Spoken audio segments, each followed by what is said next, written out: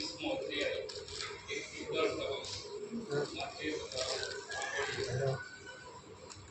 ત્યારે અઠવાડિયાને પહેલે દાડે મોટે મળસ કે અંધારું હતું. એવામાં મગદલની મરિયમ કબર આગળ આવી ને કબર પરથી પથ્થર ખસેલો તેને લીધો.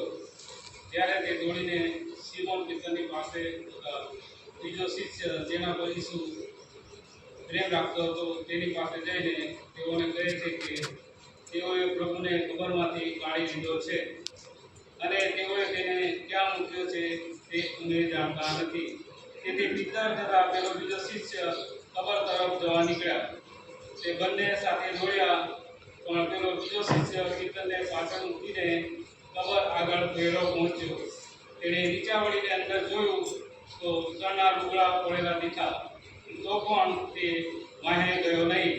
પછી સિમોન પિત્તર પણ તેની પાછળ આવીને કબરમાં બેઠો અને તેણે પણ ચણના લુગડા પડેલા દીઠા.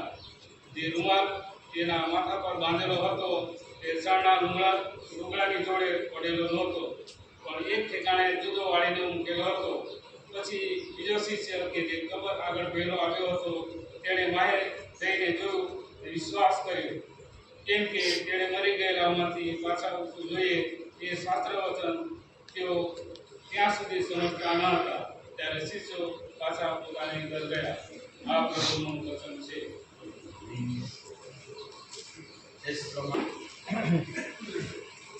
માથીની લખેલી સુવાર્તા અધ્યાય 28 કલમ 1 થી 8. અને વિશ્રામવારની આખરે અઠવાડિયે પહેલે દહાડે બહુ ફાટ્યું ત્યારે મગદાની મરિયમ તથા બીજી મરિયમ કબરે જોવા આવી.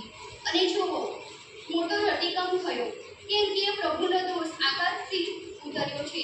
ને ત્યાં આવીને કબરમાં મોં પરથી પથ્થરને ગબડાવીને તેના પર બેઠો.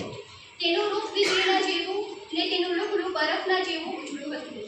અને તેના ધાકથી ચોકીદારો ધ્રુજી ગયા અને મરણ તોલા થઈ ગયા. ત્યારે દૂતે તે સ્ત્રીઓને કહ્યું, વિહોમાં, કેમ કે હું જાણું છું કે વધસ્તંભે જડેલા ઈસુને તમે શોધો છો. તે અહીં નથી, કેમ કે તેના કહ્યા પ્રમાણે તે ઉઠ્યો છે. આવો ને તે જ્યાં પ્રભુ સૂતો હતો તે જગા જુઓ. અને પહેલા જઈને તેના શિષ્યોને કહો કે મુલેયામાંથી તે ઉઠ્યો છે. અને જુઓ, તે તમારી આગળ ગાલિલમાં જાય છે, ત્યાં તમે તેને દેખાશો.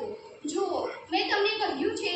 ત્યારે તેઓ બીક તથા હર્ષ સહિત કબરની પાસેથી વહેલી નીકળીને તેના શિષ્યોને ખબર આપવાને દોડી ગઈ.